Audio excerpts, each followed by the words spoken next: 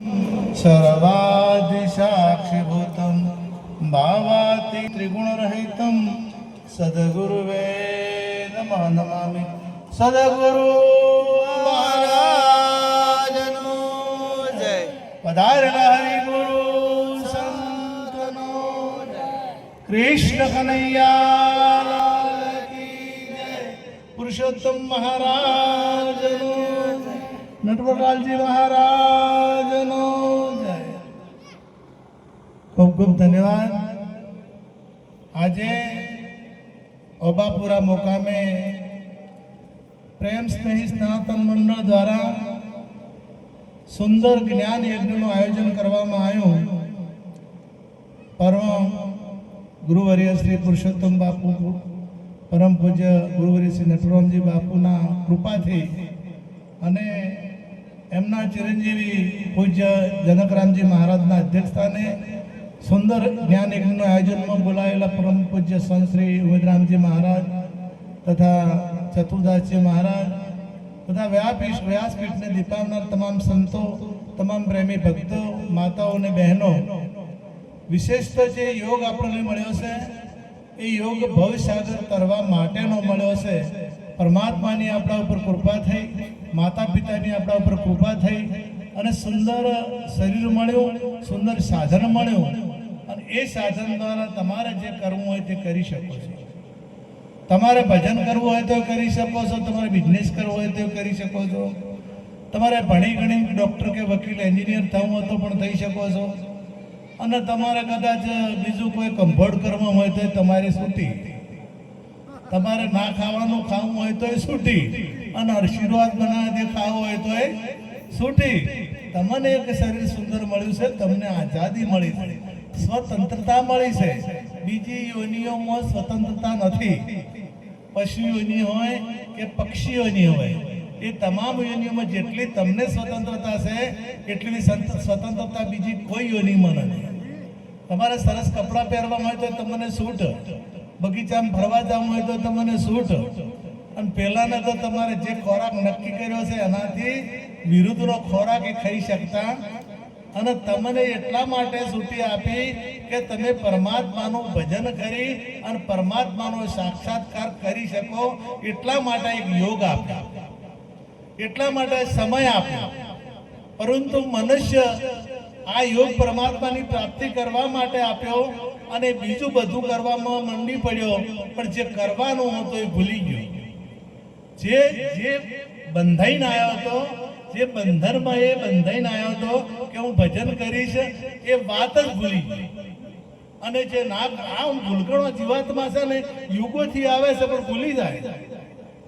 પેલો એક ભાઈ ચોખા લેવા જતો દુકાનમાં, એટલે ચોખા લેવા ગયો ને એટલે 19 રૂપિયા કિલો નોની પાસે 20ની નોટ, એટલે 20ની નોટ આપી એટલે કે 1 રૂપિયો છૂટો નથી તો કે કાલે લઈ જાજો, આજે મારે છૂટો નથી એટલે કાલે લઈ જાજો। એટલે મને યાદ રાખ્યું કે હોમે કાળી ગાય બેઠી છે, કાળી ગાયની નિશાની રાખી અને બીજા દાડે લેવા જો એટલે કાળી ગાય બેઠી હતી એ નિશાનીએ જોયું કે કાળી ગાય બેઠી છે ને એની હોમે દુકાન છે એટલે એ દુકાનમાં જો તો અહીંયા વાળ કાપવાની દુકાન હતી અને એ જઈને માગ્યું કે મને 1 રૂપિયો બાકી છે કાલનો ભાઈ આલો।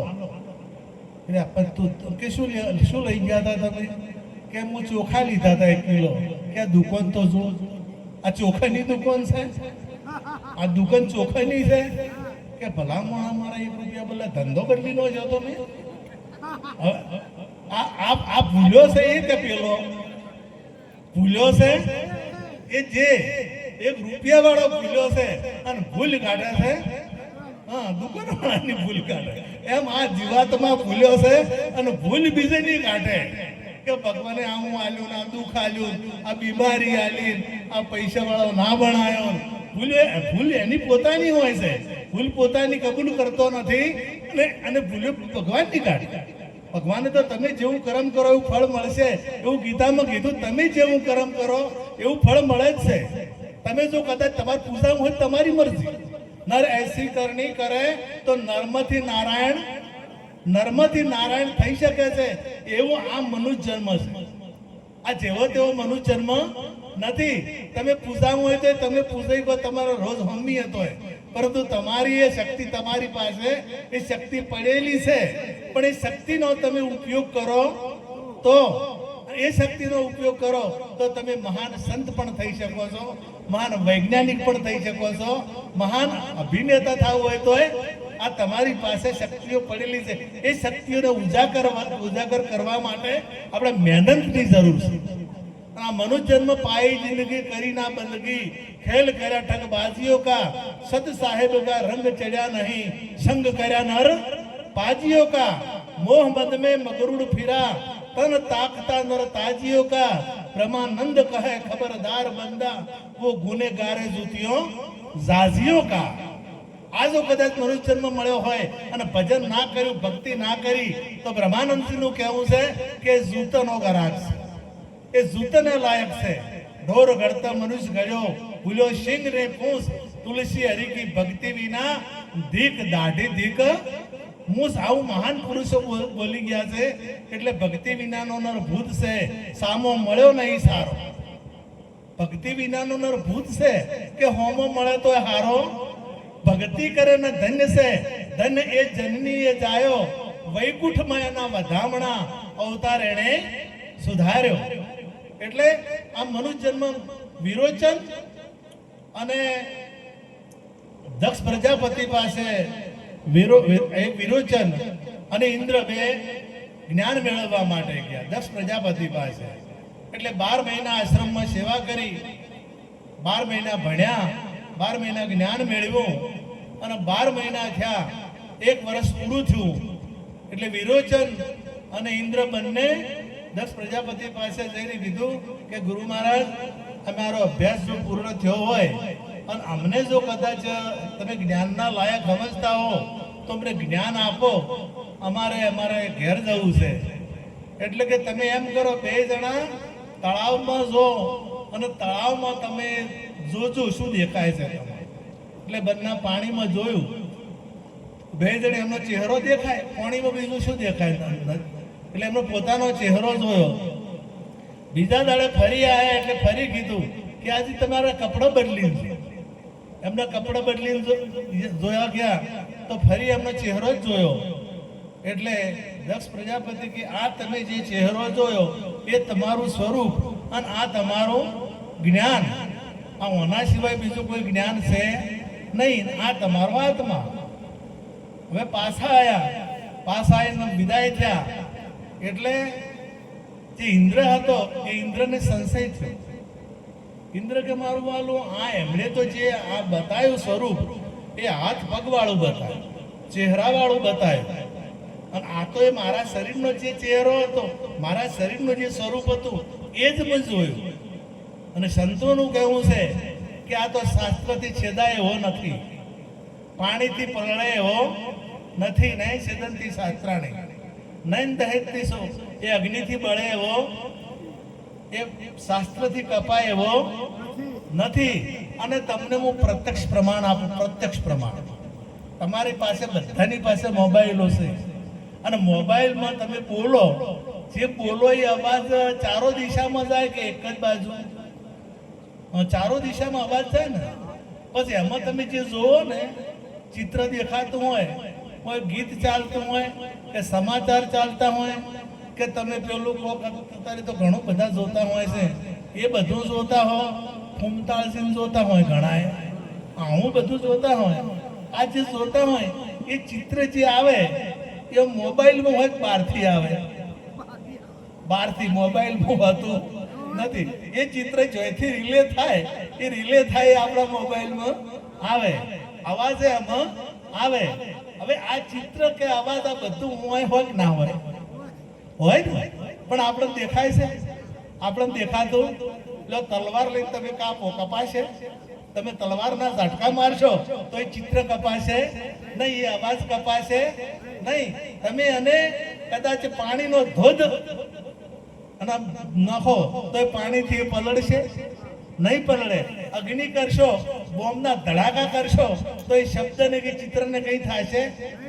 અને એને ચિત્ર શબ્દમાં છે, પણ શબ્દાતીત 52 બારો आदि अंत से सच्चित आनंद से वालाનું નામ નિરંતર છે શેષ વધે તે ઈશ્વર છે આ આવો પરમાત્મા જે છે શાસ્ત્રથી છેદાય એવો નથી આ એક ચિત્ર છે ચિત્ર તો એ ચિત્ર છે શાસ્ત્રથી છેદાતું નથી એ તલવારથી કપાતું નથી આ તમારો શબ્દ પણ તલવારથી કપાતો નથી તો આ પરમાત્મા તો જે વ્યાપક છે સર્વભૂત સ્થાનમ સર્વભૂતાની જ આત્માની ઈક્ષત યોગ યુક્તાત્મા સર્વત સમદર્શિના આ જે યોગ યુક્ત આત્મા જેને યોગ થયો છે સદગુરુ મહારાજનો જેને સદગુરુ મહારાજનો યોગ થયો છે એ યોગ જેને થયો છે એને જે સર્વભૂત સ્થાનમ બધા ભૂતોમાં જે પરમાત્મા છે એ પરમાત્મા એને સાક્ષાત્કાર થાય એને દેખાય એ બીજાને દેખાય અને અર્જુન મારી દિવ્ય દ્રષ્ટિ વિના હું દેખાવ એવો નથી પ્રશ્ન થયો પણ ઇન્દ્રને કે આ તો ક્ષેત્રથી છેદાય એવો નથી અને જે ગુરુ મહારાજે જે રૂપ બતાવ્યું છે જે ઘાટ બતાવ્યા છે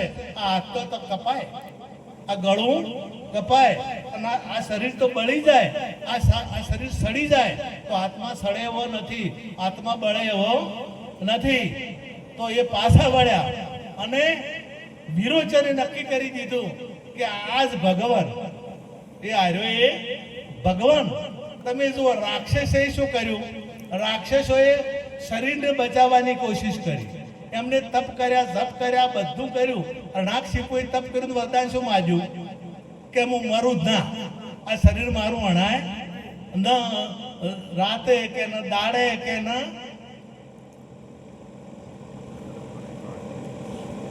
ટેમ છે મારી વાત છે ઘણા છે ટેમ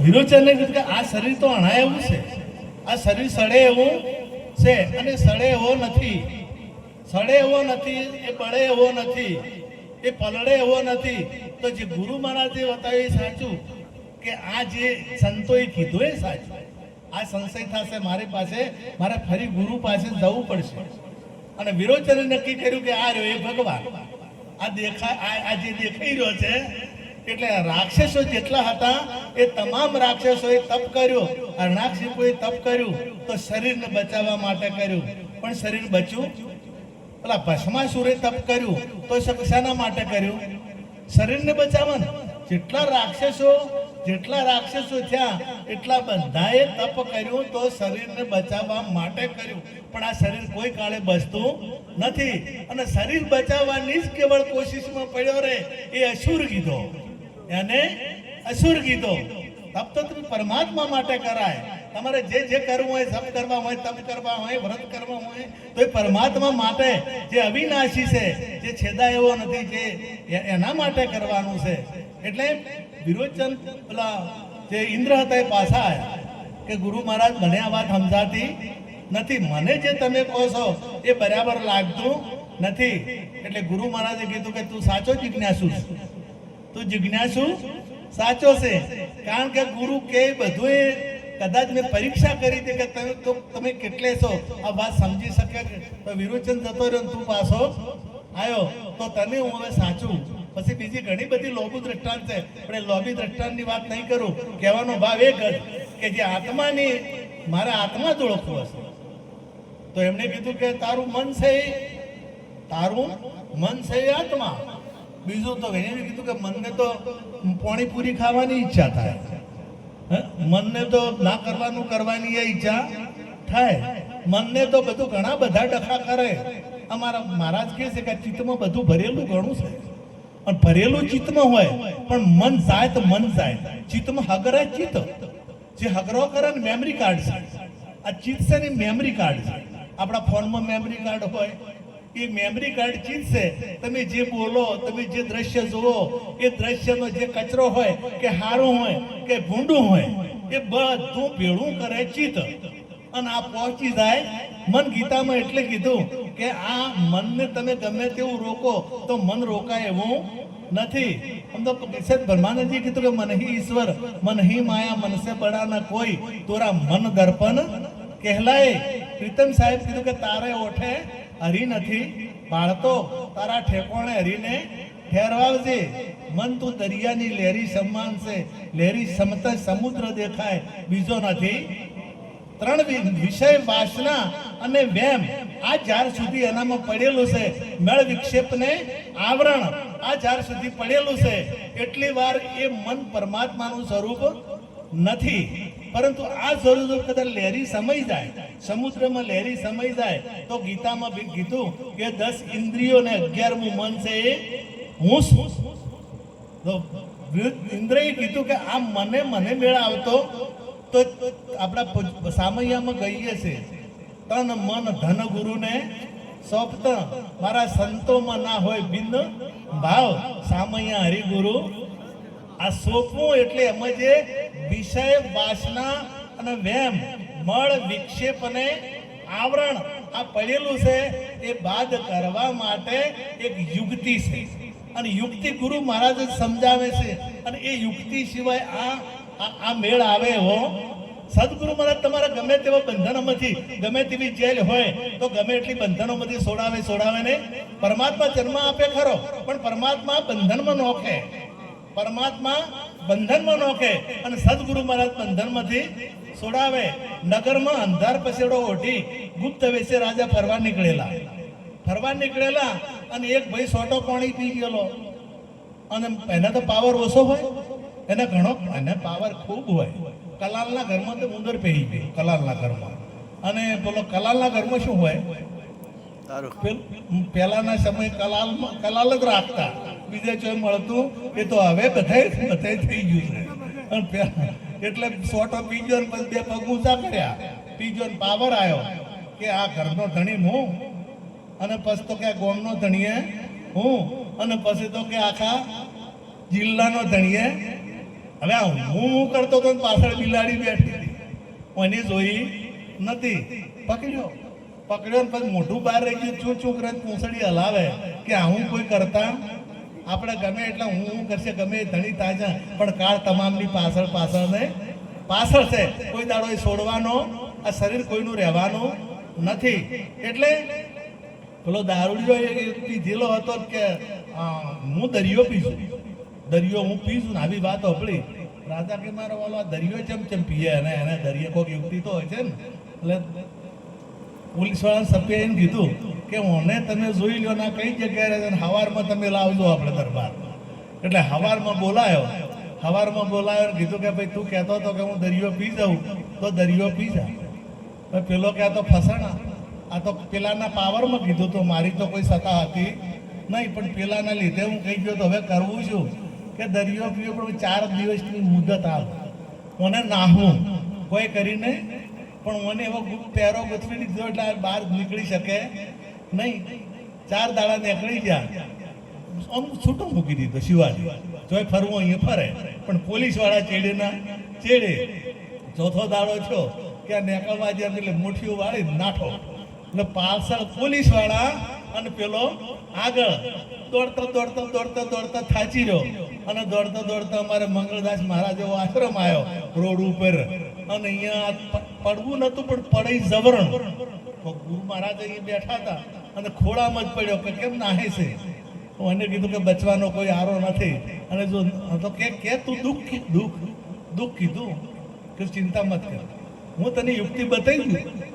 અને યુક્તિ બતાવી પેલા પોલીસ વાળા નજીક આવ્યા એટલે કે જેમ નાહે છે કે તમે મને નીકળવા જતા હતા, અને મારા ગુરુ મહારાજના દર્શન કર્યા વગર કદી હું કોઈ કામ કરતો નથી.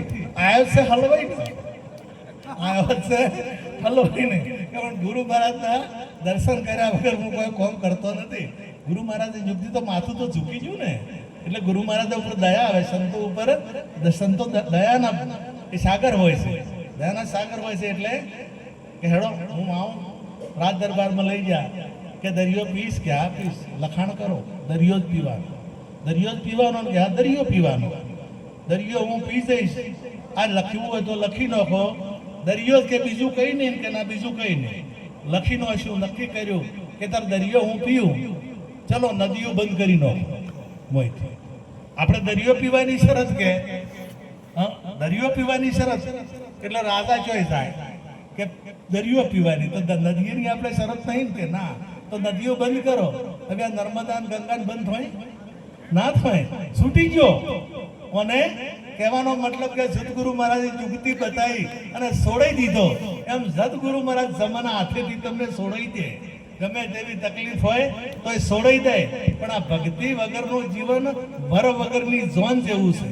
આ જો વર વગર અત્યારે તો વર લઈ પેલા હતા કોડાનો રિવાજ, પણ અત્યારે વર વગરની જોન લઈ ગયેલા એક પહેલા દાડો જે જોન લઈ જતા રહ્યા. અને પહેલા અમારી બાજુ એવું હતું કે જે વડીલ ઘંટિયા મારા ઉપદ્રમ બાપા જેવા હોય ને એ પાછળથી આવ્યા. અને પેલા જે શિવાજી ખબર છે ને, હા, એટલે પેલા બધા વરનો બાપો કદી હાથે ના જાય, અને વરનો બાપો જતો રહેલો હાથે. અને વહેલો જઈ અને 5 વાગે જે કન્યાના બાપા પાયા છે કે શરમ ભરજો હો, કે ચિંતા મત કરો, એજ્યુકેટેડ કોમ છે, મારું ભણેલું ગણેલું છે, સુખી સંપત્તિ છે, કોઈ વ્યસનાવાળા તો છે જ નહીં, એટલે કોઈ તમારી ચિંતા નહીં કરવાની, તમે તાર જો. અને થોડી વાર તેને ફેર આવ્યો વરનો બાપો કે શરમ ભરજો હો, કોઈ દાગીના કપડામાં તકલીફ હશે તો અમે ચલવી લઈશું, કોઈ ચિંતા કરવાની જરૂર નથી. થોડી વાર થઈ અને ફેર આવ્યો ત્રીજી વખત કે મારે હવે ઘેર જવું છે, મારા વડીલો લેવા જવું છે. બેનો થોડી વાર વાંચો, થોડી વાર હવે પૂરું થઈ જવાનું.